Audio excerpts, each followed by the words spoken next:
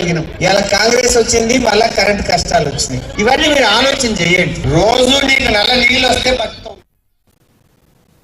హైదరాబాద్ శివారు Cherlapalli railway station పరిధిలో software engineer Vijaya Reddy తన ఇద్దరు పిల్లలతో కలిసి ఆత్మహత్య చేసుకున్న కేసులో దర్యాప్తు ముమ్మరమైంది. చర్లపల్లి తల్లి బిడ్డల ఆత్మహత్య కేసులో మిస్టరీని ఛేదించేందుకు రైల్వే పోలీసులు దర్యాప్తును వేగవంతం చేశారు. విజయారెడ్డి ఇంట్లో జరిపిన తాజా తనిఖీల్లో బ్యాంక్ బుక్లు, చెక్ బుక్లతో పాటు పలు కీలక పత్రాలను పోలీసులు స్వాధీనం చేసుకున్నారు. సాఫ్ట్వేర్ ఇంజనీర్ గా మంచి జీతం ఉన్నప్పటికీ ఈ బలవన్మరణానికి ఏవైనా ఆర్థిక లావాదేవీలు లేదా రహస్య అప్పులు కారణమై ఉండవచ్చా అనే కోణంలో పోలీసులు ఆరా తీస్తున్నారు.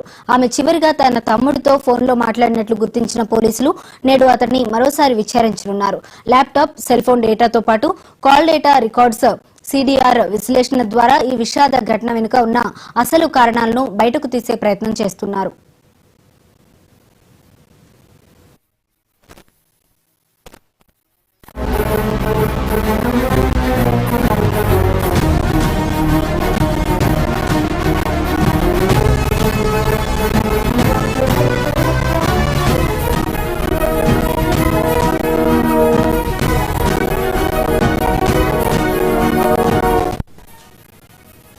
హైదరాబాద్ శివారు చర్లపల్లి రైల్వే స్టేషన్ పరిధిలో సాఫ్ట్వేర్ ఇంజనీర్ విజయారెడ్డి తన ఇద్దరు బిడ్డలతో కలిసి ఆత్మహత్య చేసుకున్న కేసులో దర్యాప్తు ముమ్మరమైంది. చర్లపల్లి తల్లి బిడ్డల ఆత్మహత్య కేసులో మిస్టరీని ఛేదించేందుకు రైల్వే పోలీసులు దర్యాప్తును వేగవంతం చేశారు.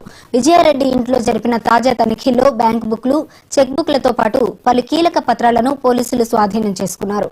సాఫ్ట్వేర్ ఇంజనీర్ గా మంచి జీతం ఉన్నప్పటికీ ఈ బలవన్మరణానికి ఏవైనా ఆర్థిక లావాదేవీలు లేదా రహస్య అప్పులు కారణమై ఉండవచ్చా అనే కోణంలో పోలీసులు ఆరా తీస్తున్నారు.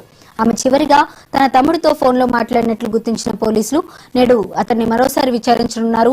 ల్యాప్టాప్, సెల్ ఫోన్ డేటాతో పాటు కాల్ డేటా రికార్డ్స్, సిడిఆర్ విశ్లేషణ ద్వారా ఈ విషాద ఘటన వెనుక ఉన్న అసలు కారణాలను బయటకు తీసే ప్రయత్నం చేస్తున్నారు.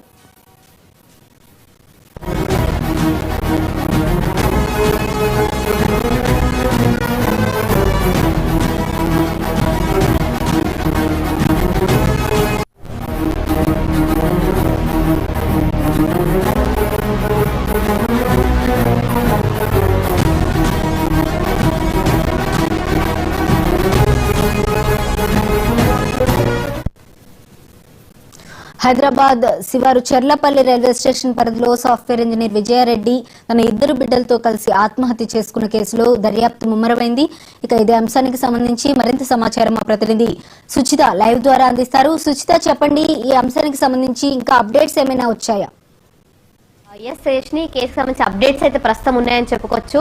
మేజర్ గా అసలు విజయారెడ్డి ఎందుకు చనిపోయింది, పిల్లల్ని కూడా తీసుకెళ్లి ఎందుకు ఆత్మహత్యకు పాల్పడింది అనే విషయం అయితే పోలీసులు చాలా గట్టిగా దర్యాప్తు చేశారని చెప్పుకోవచ్చు. మేజర్ గా తను ఒక సాఫ్ట్వేర్ కంపెనీలో టీఎల్ గా వర్క్ చేస్తూ వస్తుంటే ఫినాన్షియల్ గా కానీ ఎటువంటి ఇబ్బంది లేదు తనకి. అలాగే అటు ఇంట్లో అమ్మ వాళ్ళతో, అంటే వాళ్ళ తమ్ముడు, వాళ్ళ మరదలు, అలాగే వాళ్ళ అమ్మతో అయితే కలిసి ఉంటుంది. అటు వాళ్ళతో కూడా చాలా బాగుంటుంది అని తన తల్లి కానీ లేదా తమ్ముడు కానీ చెప్పడం జరిగింది. అలాగే ఇటు అత్తమామలతో కూడా ఎటువంటి గొడవలు కూడా లేవు. అట్లాంటి విజయారెడ్డి ఎందుకు ఆత్మహత్య చేసుకుంది, పిల్లల్ని కూడా తనతో పాటు రైలు కింద తలపెట్టేంత తనని ఎందుకు అంతగా ఇన్ఫ్లుయెన్స్ చేసింది అనే విషయం పైన ప్రస్తుతం దర్యాప్తు కొనసాగుతూ వస్తుంది. అయితే ఈ కేసుకు సంబంధించి ఆల్రెడీ ఇప్పటికే విజయారెడ్డికి సంబంధించిన ల్యాప్టాప్, ఫోన్ పోలీసులు హ్యాండ్ ఓవర్ చేసుకున్నారు. ఇంటెలిజెన్స్ కూడా అందజేయడం జరిగింది. అయితే ప్రస్తుతం ఉన్న అప్డేట్ ఏంటంటే ఇప్పటి వరకు తన లాస్ట్ కాల్ తన తమ్ముడితోనే మాట్లాడగా పోలీసులు గుర్తించారు.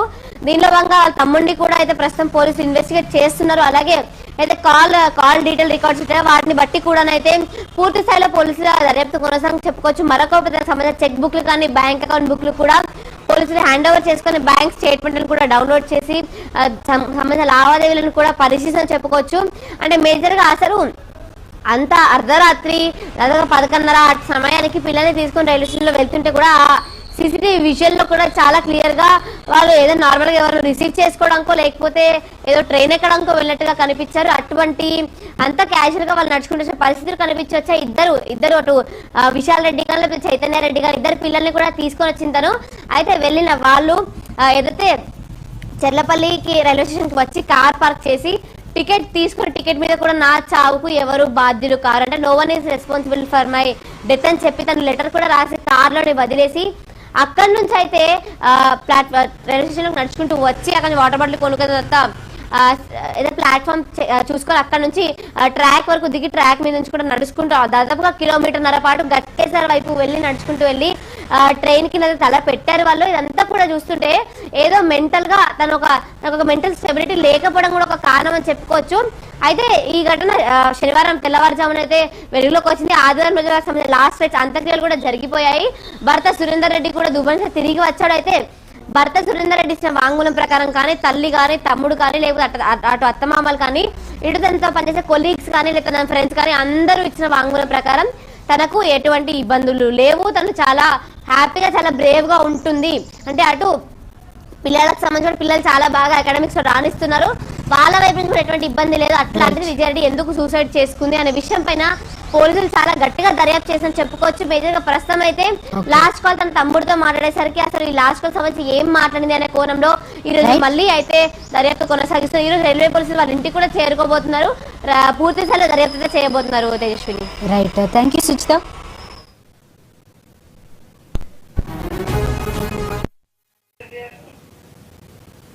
మరిన్ని అప్డేట్స్ చూసే ముందు బులెటిన్ షార్ట్